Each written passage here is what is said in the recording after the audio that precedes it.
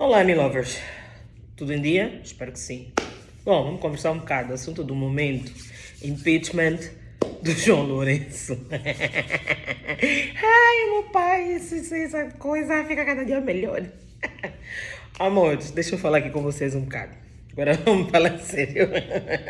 Bom, assim, nós precisamos entender aqui o seguinte.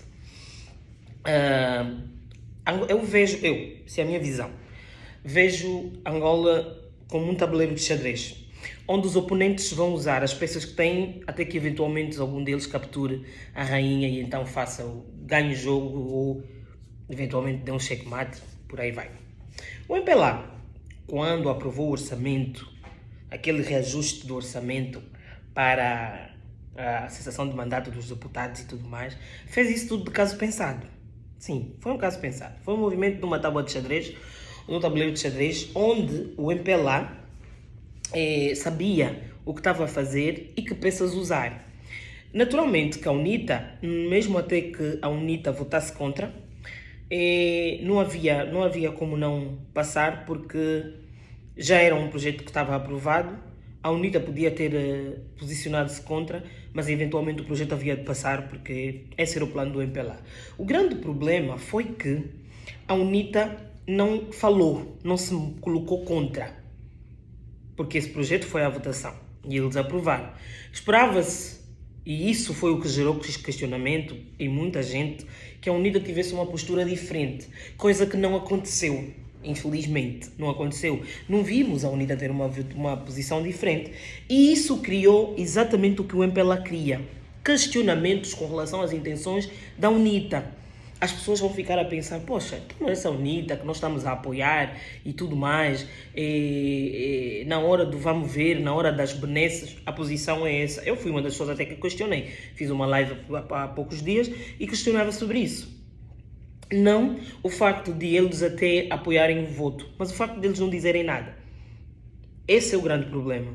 E isso era a intenção do MPLA, que as pessoas questionassem as atitudes e as intenções da UNITA e automaticamente se colocassem contra.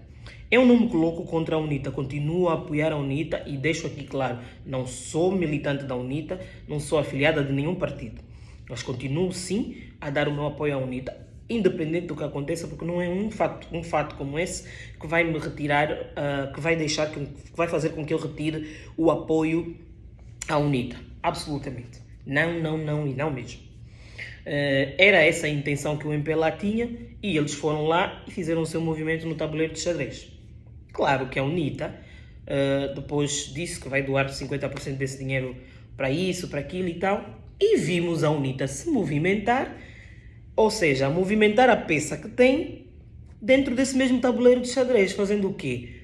Entrando com pedido de destituição do João Lourenço. Por isso é que eu digo, para mim, isso é como um tabuleiro de xadrez. Nós vimos a UNITA pedir a destituição do João Lourenço, num país que a gente conhece a realidade, e todas as acusações que a UNITA coloca aí são válidas e são verdadeiras. Não tem nada, a UNITA não inventou nada ali. Não inventou. Em 2010 aprovaram, o MPLA reescreveu a Constituição, uma Constituição atípica, para seu bel prazer, para se beneficiar, mas ao mesmo tempo há aqui um porém. Há alguns artigos que eles aprovaram, quando aprovaram a Constituição, que de uma maneira ou de outra, se bem interpretado e por pessoas que de facto entendam, o MPLA se prejudica. O artigo 129, esse passo da UNITA, é legitimado, a Constituição lhe dá respaldo. O artigo 129, nas suas alíneas A, B e C, deixam lá claro. E a UNITA usou o artigo 129 para dar a entrada do pedido de destituição. E está certo, porque é a verdade. O grande problema é que se o João Lourenço for destituído, quem vai entrar para a presidência continua a ser o MPLA, porque quem vai ter que ficar a presidente é a vice-presidente, que eu não sei o nome dela, porque não vejo o que ela faz, porque ela é tão inexistente quanto era o Bornico de Sousa. Eu não sei quem é o nome da vice-presidente, sinceramente falando, esqueci. Entende? Esse é o porém, porque a Constituição assim prevê. Mas sim, tem todos os elementos para uma destituição, impeachment desse homem. O grande problema também é que as nossas instituições públicas são partidarizadas.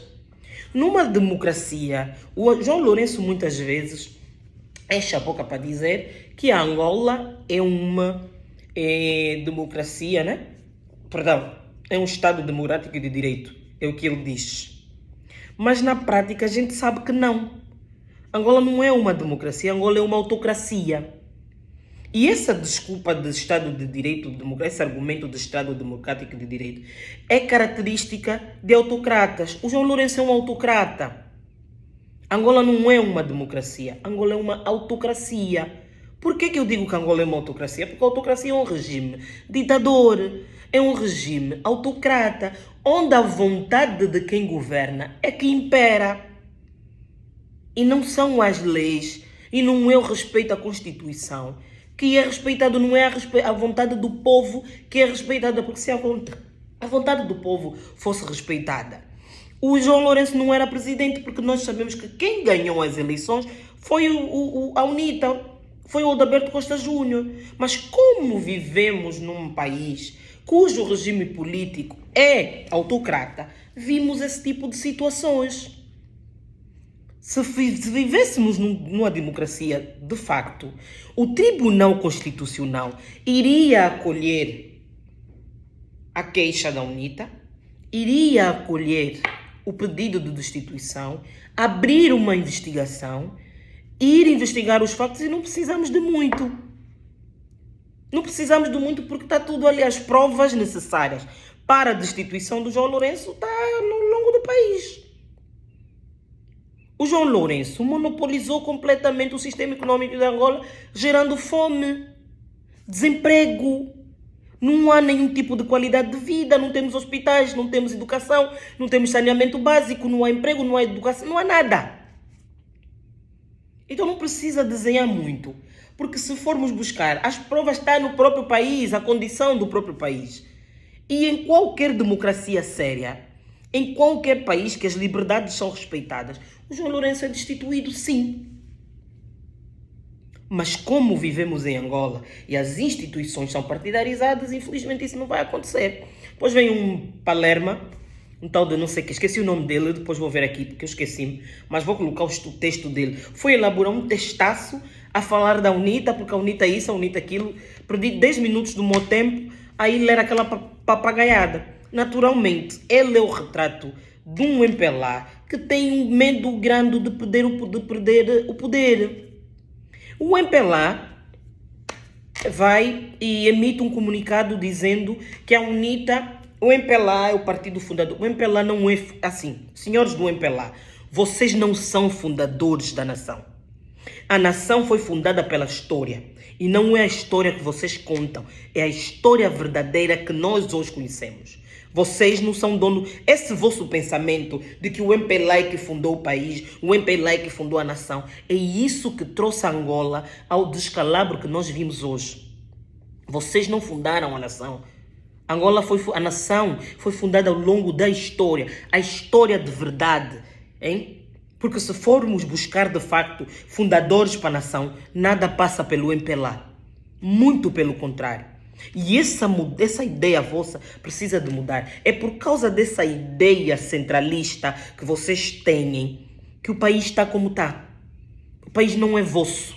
Angola é dos angolanos. E vocês, senhores do MPLA, emitem um comunicado dizendo que a UNITA está a gerar revolta popular. Meus caros senhores do MPLA, vocês só têm uma coisa: muita ganância e muita ambição.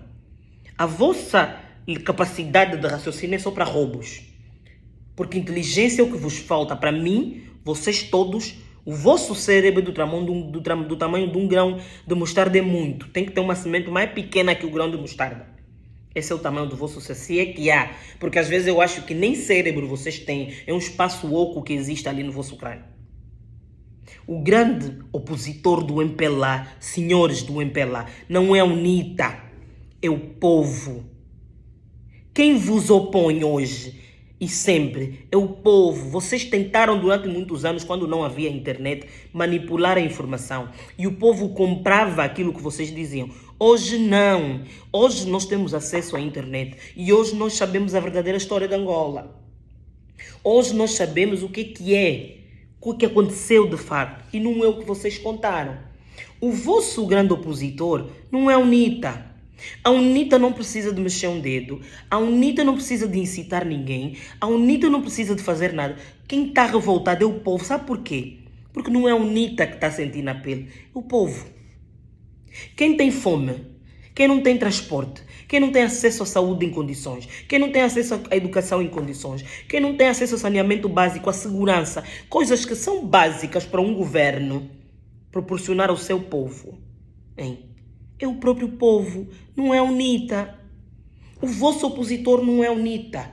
O povo tem consciência. Vocês têm o hábito de comprar tudo e mais alguma coisa, mas nem todo mundo está à venda.